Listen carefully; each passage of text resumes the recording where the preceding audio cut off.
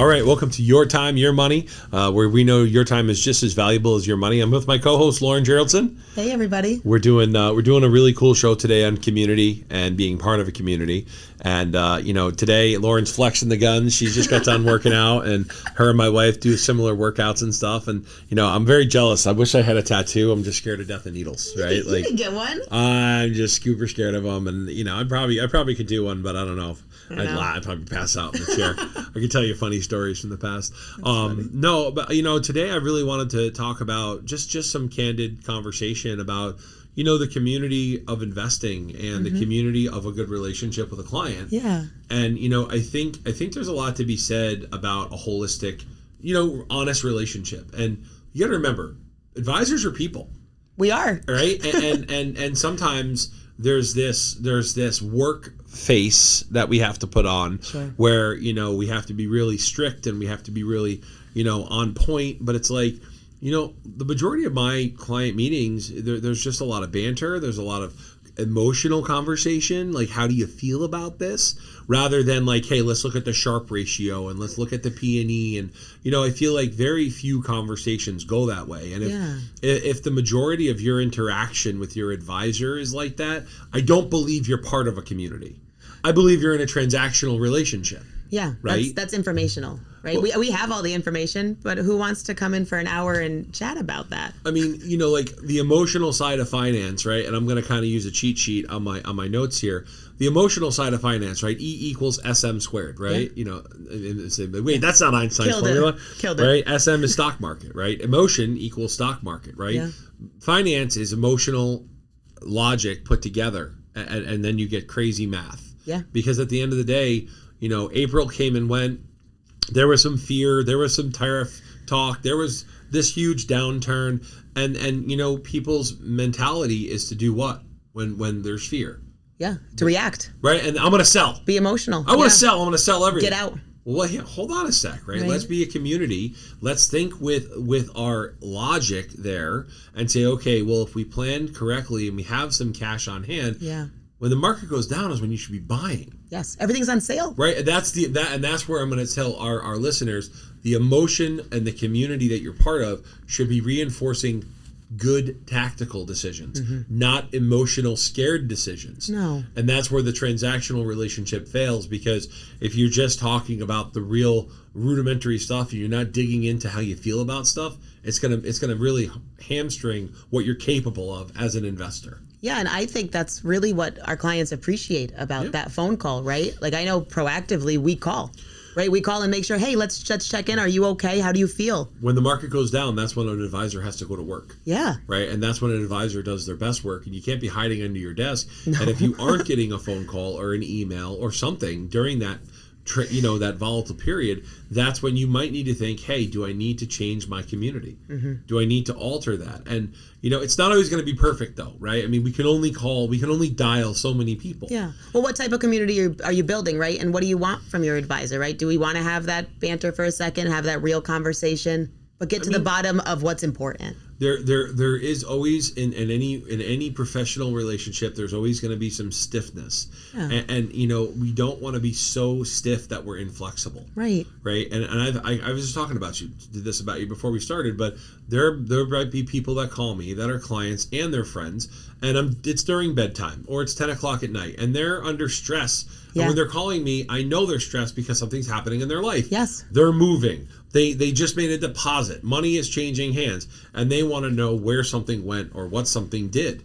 And it's like, what I need everyone out there to understand is that when somebody picks up the phone, they're choosing to stop doing what they're doing and focus on you. Yes. And that's important for everyone to understand, because that's really a community. Because whether it's you being with your kids at a swim meet or me putting my kids to bed, if my phone rings and I pick it up, well, whoever's calling me is now taking me away from what I'm doing. Yes. And if I'm willing to answer, then the agency that I have to say, hey, we're building a great community, communication is critical. Absolutely. We're showing up for our clients in other ways, right? We're stepping out at bedtime. Those are the most important times, but it's important for us to know that our clients are happy. And something that really stands out is it's not always monetarily, right? How to create a good community or, be financially savvy. It's being sure-footed and you're moving forward, right? Mm-hmm. What's your plan? What's your goals? What does it look like? And how do we get you there comfortably? I think, one thing I wish that people would do they'd be willing to write down where their comfort zone is. Yeah. And not just in the conversation, but in what they're willing to learn. Really think about it. Right? How much do I really want to know? Yes. And if I don't want to know, and this is great because with the clients that are our best clients, it is not the clients with the most money. No. It is the client that's going to listen. Yep. And respond when I give them a stimulus, which is, hey, we need to buy something. Right. Hey, we need to sell something. Hey, we need to change something. Use us as your advisor. Right. Right. That's our job. And that's our best client. And that's where I'm going to challenge people out there that don't do that when their advisor calls them, or it's just a transactional relationship. Yeah. Because that sucks. The warm and fuzzy is needed sometimes. Right? Yes, of course, sometimes there's brass tacks. We need to do the taxes. We need to do the CPA. We need the 1099. Sure. But it's those are at the bookends of the relationship. Yep. The real meat and potatoes is how well do we listen to each other, and what are we really accomplishing from the conversation? That's right. Right. So I feel like that's my biggest takeaway for the community piece is there's some investors out there that want nothing to do with anything. They just want to know their money is in good hands and it's being invested properly. I would say that's probably 50% of the investment community, right? Then there's these little bands where people want to know everything. Yep. Right. I just saw this commercial on it was on Instagram or something, right? And this guy is sitting there and he's kind of whiny about my advisor can see more than I can see. Well, it's yeah, dude, we can see more than you can see because we're your advisor. Right. We don't want you to see all the nuts and bolts of your portfolio because if you start clicking on stuff, you may not know what you're doing. Right. You might break something. Yeah. Right? And that's where it goes back to community, right? Do you trust your advisor? Are you spending time with them and really getting to know the person? So that way, when they're managing your money, you're comfortable with how they're managing your money. 100%. Right. Yeah. And not that I don't want people to see what's going on, but there's an element of like when you go to the mechanic. Yes. Right? If you're not a car person, which not everyone's a car person. I would say very small part of the world are car people. Right. Of all the people I know, just doing this, maybe 5 of them are car people where they can go in and turn the wrench. And right? actually do it. Yeah. Let's say you're bringing your car into the mechanic. Are you going to go in and be like, yo, Mr. Mechanic, I'm going to watch every single thing you do. And I want to know what you're doing when you're doing it. The mechanic, it's going to take the mechanic 10 times longer to actually do the work on your car because you're asking questions on every little turn that he's doing. Yep. No, you're going to drop your car off and expect the mechanic to do what? To do a good job. You just fix it and you pick it up and you leave. Right. Something when I'm meeting with clients, I'll go into explaining a topic or something that maybe they're not as familiar with. Sure. And they'll almost apologize for not knowing. And I would never go pretend I could be anything that they do. This is our job. We're comfortable here. There's an element, and this is what I'm going to always go back to. There's the element of the water cooler talk. Yep. I saw something online last night. It was 10 o'clock at night. I got a weird message, and it was like, hey, what do you think of this? I'm like, dude, it's 10 o'clock at night. I'm in bed, right? You're messaging me on our messaging service about beneficiaries and why this woman was on Facebook rattling something off about take your kids off all the beneficiaries so nothing goes to probate. And I'm like, well, that's where you should be getting your advice from. Right, of course. That means I should go on Facebook and type it in and let Meta tell me the answer. Right? Yes. So I'm going to challenge people to be collaborative. Yeah. But be collaborative with people that know.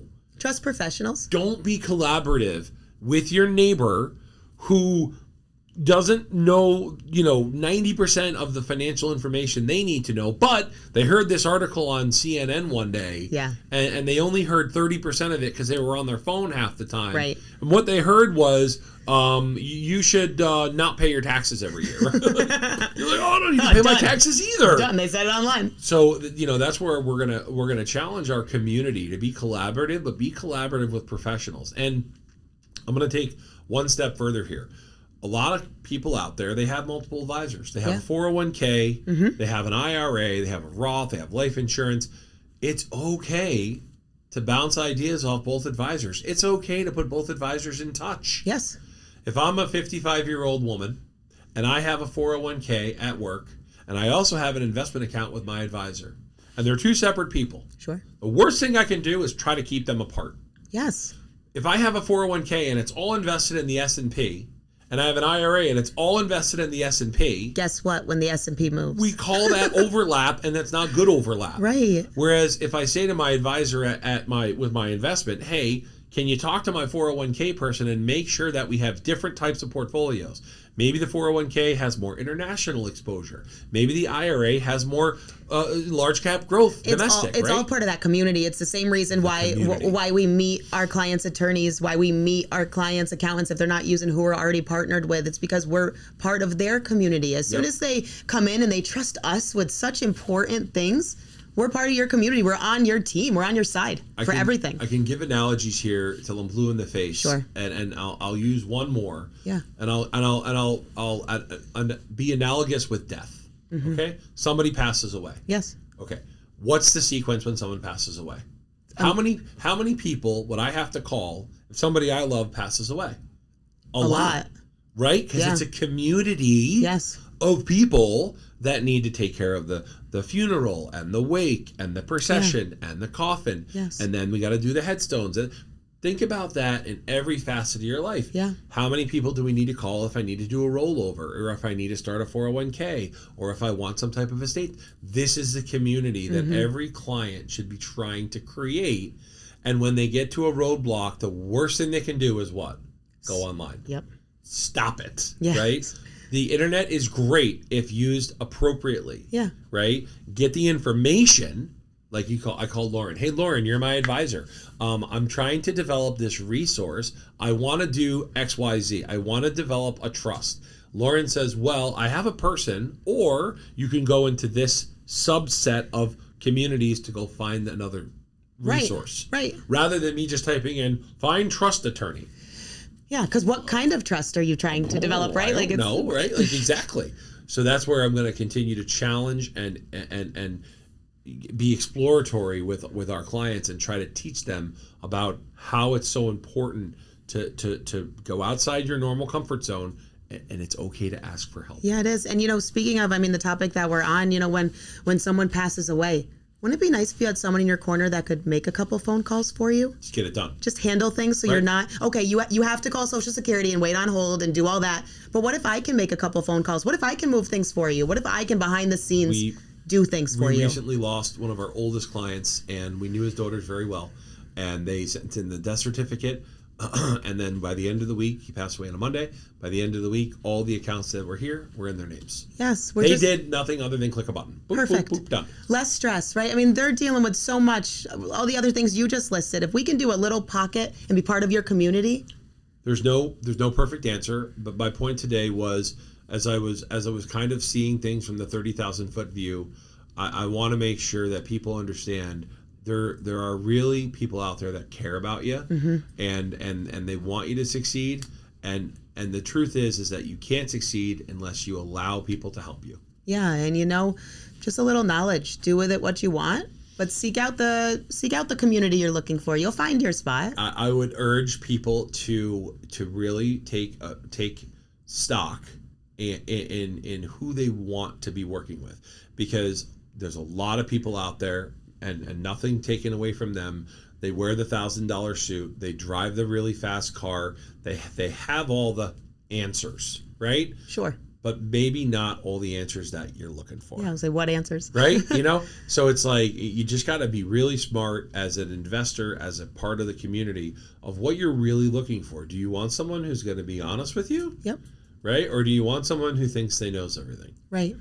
This is a challenging question, because a lot of times as advisors, we gain new clients, we lose clients, people pass away, and it's more infuriating when you see the community that you've built, and someone just kind of looks at it and they don't understand what they're looking at. The value. Right? They're just like, oh, well, this person over here said this, and they have the answer. Yeah. So now I'm just going to go to them. But then years go by and they look back and they go, oh my God, look at the community I lost out on. Right. Right. Right. So I'm just going to keep challenging our listeners to grow your community, grow your agency of understanding, and know your comfort zones. Right. Yep. Something else that I was thinking about, Matt, when I meet with my clients, speaking of community, I share what I personally do with my money for my children. There's nothing more important to me than Keith and Ophelia. So if I'm doing this for my kids and I want to share this for you, it's because I've done the research and the work and figured out what's opinion wise, but what's best. And I can share that with my clients. And it's important to me for them to know, we're real people and this is actually how we can help you. And we're doing it. I'm doing this for my kids, so I want to do it for yours. Yes. I feel like there's a lot of the herd effect is real. Yeah. Right? Watch the nature show. This is my favorite thing to do with my kids. Watching. Oh yeah. And they hate it. They're like, Dad, let's watch nature show. We're big into fishing right now. We're going to Disney. We're going to watching the National Geographic. It's on Netflix. There's all kinds of this is our universe. They know I'm going to turn it on because they start getting on each other and I'm like, flip, nature show, here we go. But in the nature show, you'll see the herding effect, right? How do animals that are hunted stay alive? They live by being in a big herd, and that's how they stay protected, right? So the herding effect is also true in the world of investing, is that if I see something that works and is effective and it makes sense, then a lot of people do it. Yeah, right? I want to share because I care about our clients. Look at Fidelity. Look at Vanguard, right? These are the biggest platforms in the world. Why do they work? They have low expenses. Herd mentality. It's a herd mentality. Everyone's got their money there. Yeah. I'm gonna add on to one thing you said there, because you talked about this conversation. Well, advisors are teachers in a sense, right? So what is pedagogy, right? Pedagogy is the art of teaching, right? It's the art of finding out how someone ticks, right? Because there's 18 different types of learners coming from a teacher. Right. Some people learn by putting their hands on, some people learn by doing, some people learn by listening, some people learn by seeing, some people learn by multiple modalities, right? So as an advisor or a teacher, the best thing you can do is be a learner. Yep. Because when clients come in, they're trying to tell you what they want, but you have to be able to accept that and say, okay, how does this person want to be?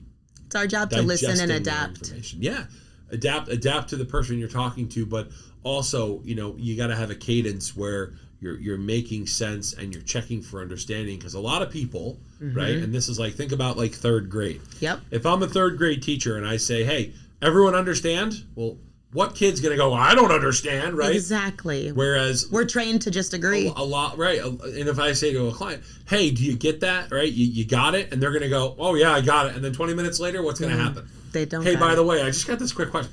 So one thing that I make sure to do when I talk to a client or another advisor as I'm teaching is I'll say, repeat that back to me. I heard you do it this morning, your first appointment. What did I just say, right? And then if they start to stumble, I go, okay, hold on. Let's reiterate and review. Yeah. And now, okay, let's tighten it up. And that agency you give to someone, I think, is really important, because it gives them the power to go, oh, I got it. Now I can articulate what we're doing. Education is where it begins. You need to know what's going on, where your money is, and at least have an understanding. We do a show about educating people on finance, right? But it's less about finance and more about real life. It's most important.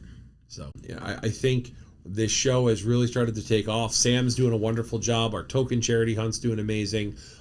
Sam, how many do we have left to find? Two or three? About 3. Yep. We have 3 more out there. Make sure you're looking at the hints and the clues on our podcast. We're going to do another round of hints at some point here. I think there's some really cool stuff we're going to do there. And then next year, I think the charity token hunt's going to get even bigger. I love that. I think the tokens... It's been so fun. Our clients have been loving it. And we're giving money to charities. The volunteers are out searching for it. People are searching. They're in safe environments, which is great. So next year I think it gets bigger, and I think we go to more of maybe an East Coast. Maybe we go up and down the East Coast, But listen, if you guys want any more information, you want to talk more about community, I'm going to be honest with our listeners. I'd rather spend 20 minutes on the phone with you and talk about some things that you want to talk about, and less about, hey, the market, hey, this is what the Sharpe ratio is, hey, this is your P. I'd rather have a 20-minute conversation about how you're doing and the things that are going on in your life, because the money stuff is easy. We want to know what You know? really matters to you. We know money's important. Money's important. We know that, but what's important to you and what makes you tick? There's more to life than that. There's right? more to life. We can make that work over It's here, easy. but let's be happy over here. So as always, you can find us at 19 British American Boulevard East. Look for the big Cetera sign, right? I'll be standing out front. We're going to get one of those wacky, wild, inflatable arm guys. 19 British American Boulevard East. You can dial us at 844-444-YTYM. You can also email us at irontreefinancial@ceterais.com. We're always here to pick up your calls. You can find us at our newest and most upgraded website, irontreefinancial.com. And then that's a good way to access your portal if you are a client. We have a barbecue coming up on August 1st. So I'll excited. be cooking. Barbecue car show. Listen to me. I'm bringing the big guns. I'm bringing my ribs. Yes. I'm bringing my brisket. I'm there. If you're not there, you're wrong. I don't care. I'm going to be there eating everything. As always, it's your time. And your money.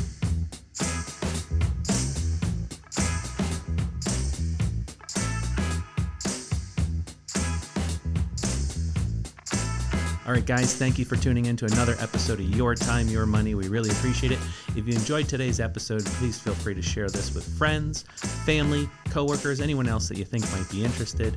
If you do have questions or topics, you can always email them to irontreefinancial@ceterais.com. Please follow us on LinkedIn, Facebook, Spotify, Google Play, and many other sources that were available.